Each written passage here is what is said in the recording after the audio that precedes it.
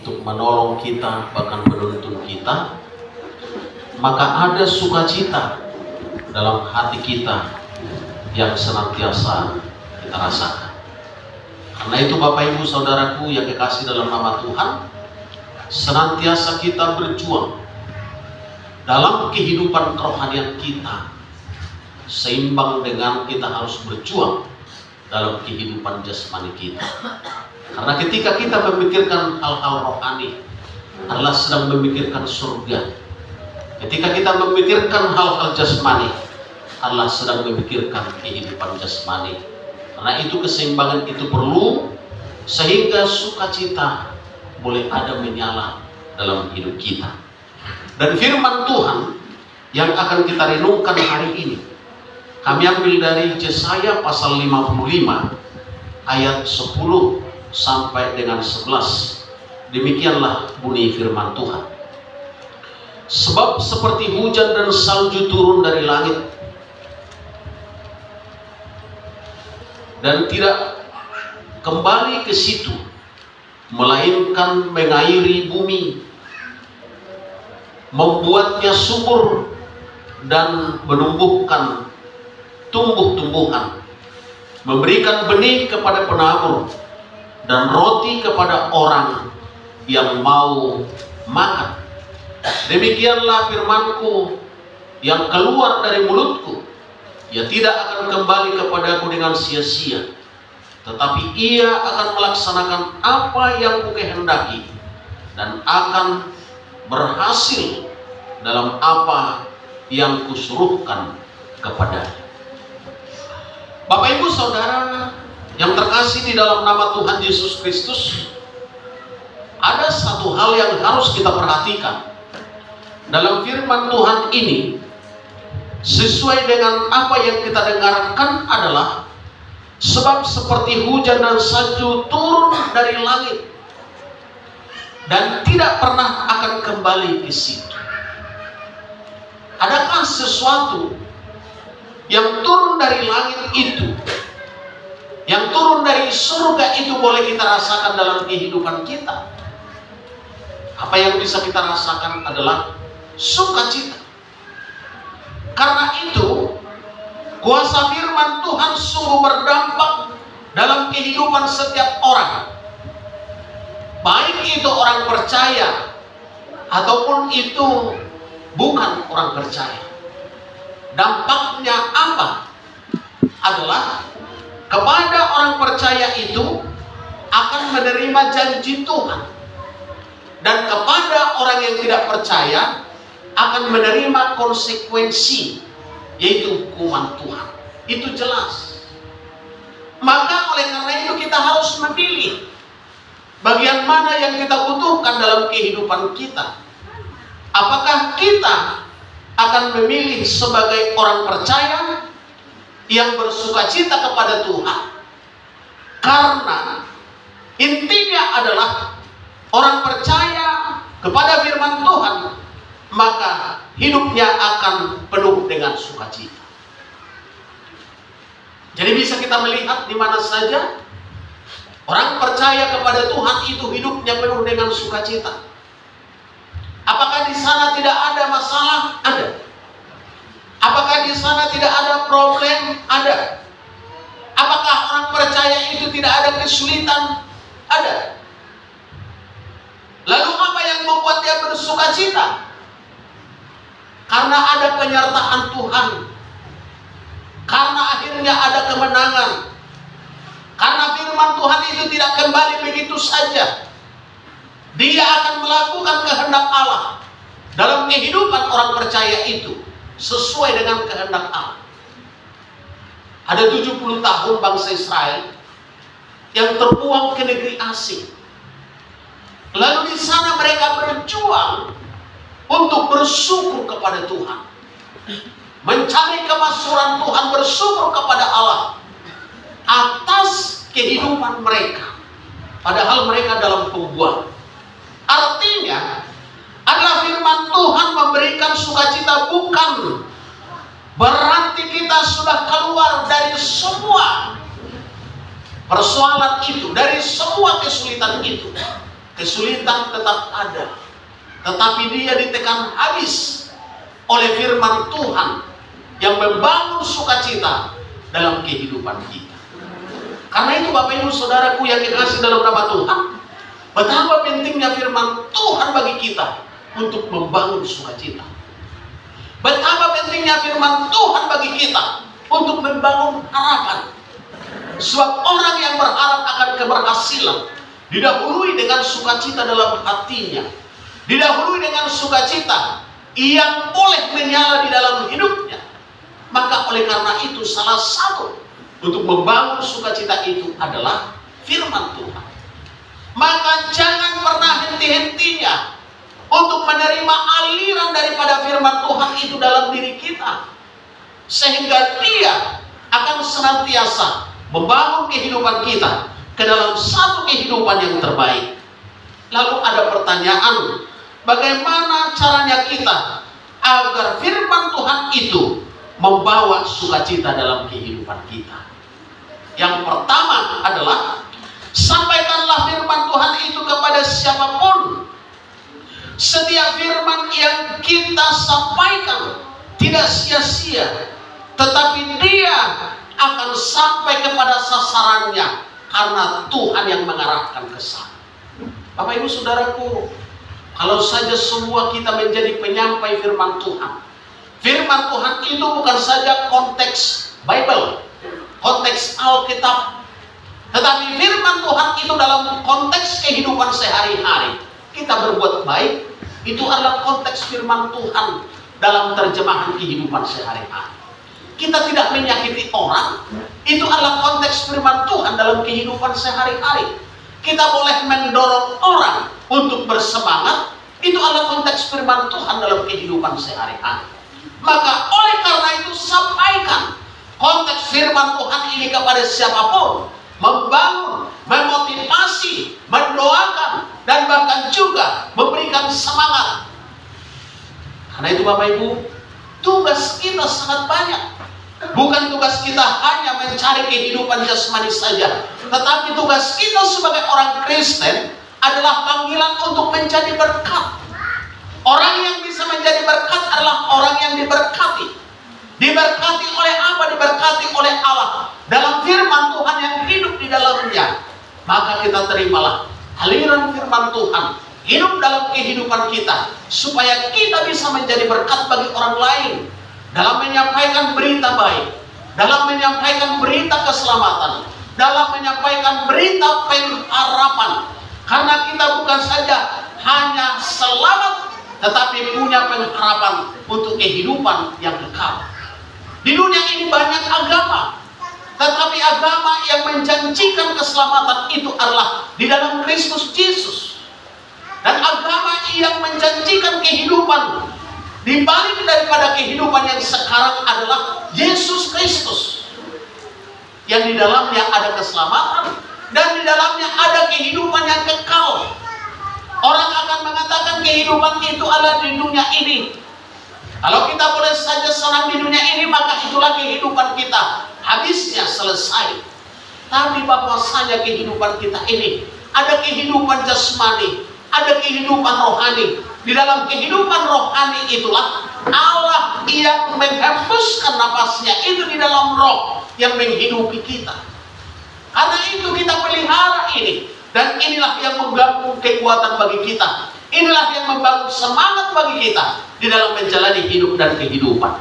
Biarkanlah diri kita selalu memperkatakan perkataan yang benar, memperkatakan perkataan yang betul.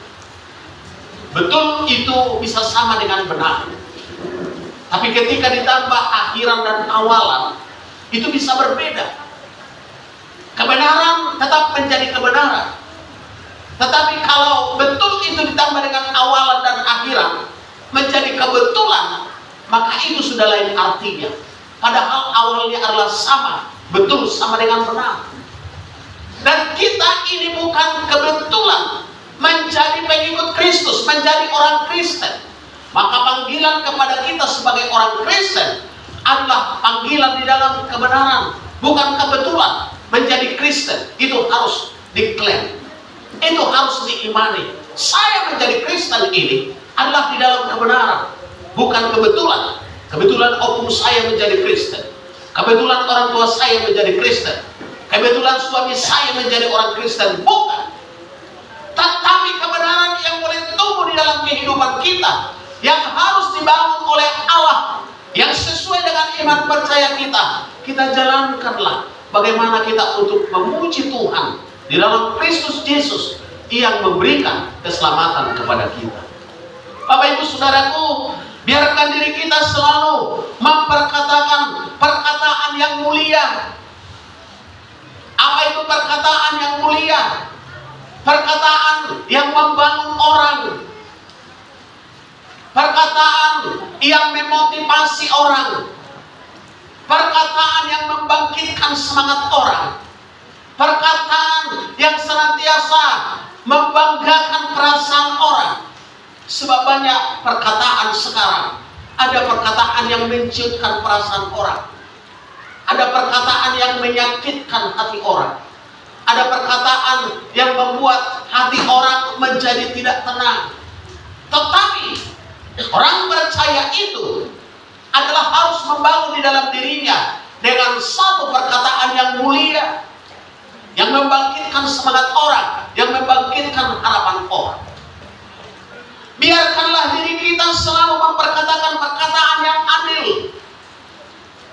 Adakah kita dalam kehidupan kita akan membuat kehidupan kita adil? Kehidupan jasmani kita dengan kehidupan rohani kita adil. Anak perempuan kita dengan anak laki-laki kita adil. Kehidupan bergereja kita menggunakan waktu ini dengan adil. Bapak Ibu Saudaraku yang kekasih dalam nama Tuhan, adil itu adalah sesuai dengan porsinya. Bisa rasa adil itu kolekte 2.000 sama nilainya dengan 10.000, karena porsi yang dipercayakan kepada kita sesuai dengan berkat yang ada.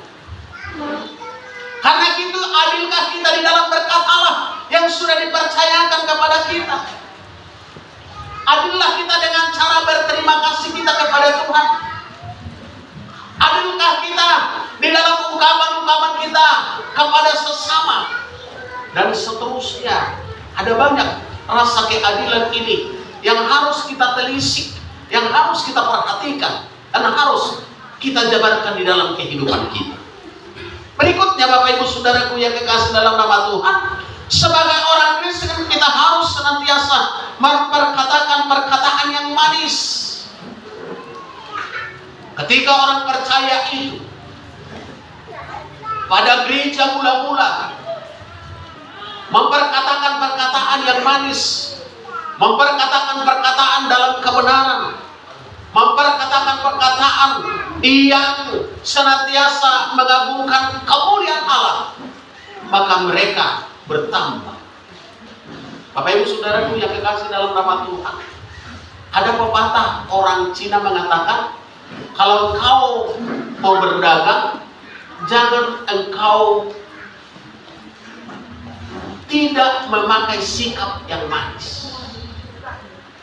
Apa artinya? Ketika melakukan satu pekerjaan sekalipun, lakukanlah dengan kelakuan yang manis, yang memikat perhatian, supaya ada perhatian orang kepadamu. Dan teori ini adalah banyak dikerjakan oleh orang-orang kita yang berusaha di dalam kehidupan dengan bahasa yang manis. Mau beli apa Bu? Mau belanja apa Bu? Hati orang tertarik. Orang Kristen disampaikan oleh firman Tuhan ini kepada kita supaya tidak kembali firman Tuhan itu kepada yang memberikan dan tidak akan kembali. Maka ini terjemahannya akan mengairi semua.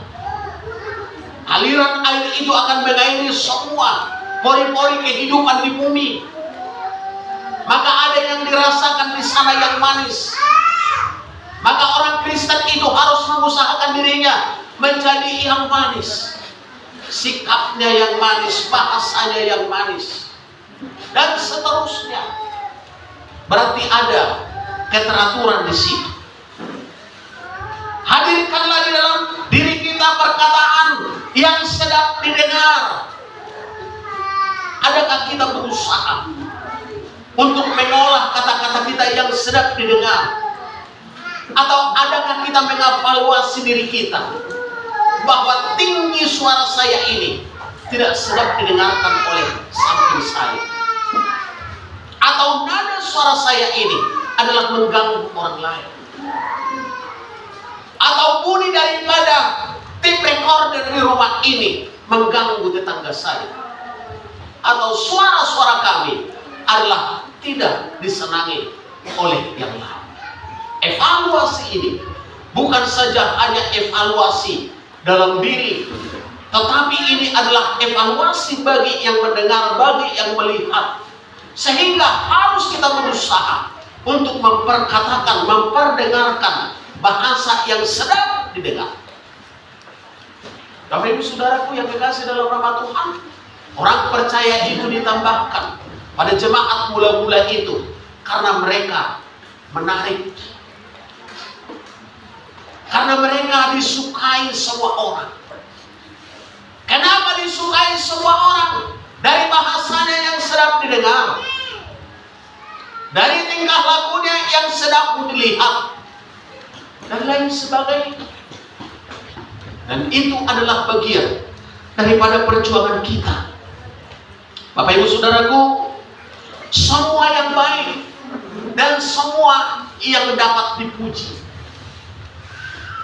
Bukan berarti kita senang dipuji, tetapi orang mengatakan sikapnya adalah sikap yang patut dipuji. Maka orang banyak meniru, maka orang banyak meneladani, maka orang banyak memperhatikan. Karena apa? Sikap yang patut dipuji, sikap yang patut diteladani, sikap yang patut dicontoh. Nah, karena itu Bapak Ibu Saudaraku, dari elemen mana saja yang harus kita pertunjukkan, semuanya itu ada di dalam diri kita. Dan hanya firman Tuhanlah yang bisa membangun kita sedemikian. Kalau pemikiran kita itu jauh berbeda dengan pemikiran Allah, yang dimana firman Tuhan sebagai cerminan bagi kita, maka tidak perlu orang lain sebagai cermin bagi kita, tetapi kita bercermin saja kepada firman Tuhan. Ini layak atau tidak layak, ini memungkinkan atau tidak memungkinkan, diperkatakan, dikerjakan, dan lain sebagainya. Karena itu Bapak Ibu Saudaraku yang dikasihi dalam nama Tuhan, ada banyak yang harus kita kerjakan sebagai orang Kristen untuk bisa menjadi saksi, dan inilah yang disebut saksi. Yang kedua adalah firman Tuhan itu akan mengubah hidup kita. Artinya firman itu menghasilkan kehidupan. Firman Tuhan itu menghasilkan kehidupan. Firman Tuhan itu menguatkan iman. Firman Tuhan itu juga melepaskan kuasa. Nah, ketika kita percaya kepada firman Tuhan, kuasa itu terlepas dari surga dan sampai kepada kita. Ketika kita imani firman Tuhan itu, kesembuhan terjadi. Ketika kita imani firman Tuhan itu, maka berkat mengalir. Ketika kita imani firman Tuhan itu, maka keselamatan boleh menjadi milik kita, kekuatan dan lain sebagainya. Maka oleh karena itu firman Tuhan itu akan mengubahkan hidup kita, bahkan juga membersihkan pikiran kita. Bapak Ibu Saudaraku yang dikasihi dalam nama Tuhan, dalam era-era sekarang ini banyak yang mengotori pemikiran kita. Gosiplah, menyalahkan orang, dan lain sebagainya. Tapi kalau ada firman Tuhan, ini akan membersihkan. Sehingga ini akan menolong kita untuk tetap menjadi layak di hadapan Tuhan. Bukan karena kita layak, tetapi firman Tuhan itu yang melayakkan kita. Dan oleh darah Kristus yang membersihkan kita. Maka kekuatan firman Tuhan ini dalam kehidupan kita, dalam menghadapi semua tantangan sampai dengan membersihkan pemikiran kita, sampai dengan hal-hal yang terdalam di dalam kehidupan kita, firman Tuhan akan sangat menolong. Karena itu kita harus berlomba-lomba untuk senantiasa menerima aliran firman Tuhan di dalam kehidupan kita. Saya mengatakan firman Tuhan ini saya tarik di dalam diri saya. Saya masukkan di dalam iman saya. Karena bukan saja hanya melepas, tetapi kiranya ini menjadi bagian daripada kehidupan saya. Karena itu Bapak Ibu Saudaraku yang dikasih dalam nama Tuhan, kita izinkan firman Tuhan ini bertumbuh dan bahkan juga menguasai hidup kita.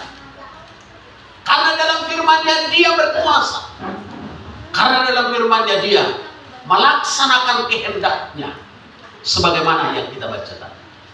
Yang ketiga, firman Tuhan itu tidak kembali tetapi akan berhasil dan menjadi nyata. Tuhan dalam kuasa-Nya akan menyatakan firman-Nya. Diberkatilah orang yang senantiasa setia, maka berkat itu jadi. Diberkatilah orang yang takut akan Tuhan, maka berkat itu jadi, dan lain sebagainya. Karena itu Bapak Ibu Saudaraku, firman itu akan berproses dan membawa dampak dalam diri kita apabila kita mendengar dan bahkan juga sungguh-sungguh di dalam kesetiaan.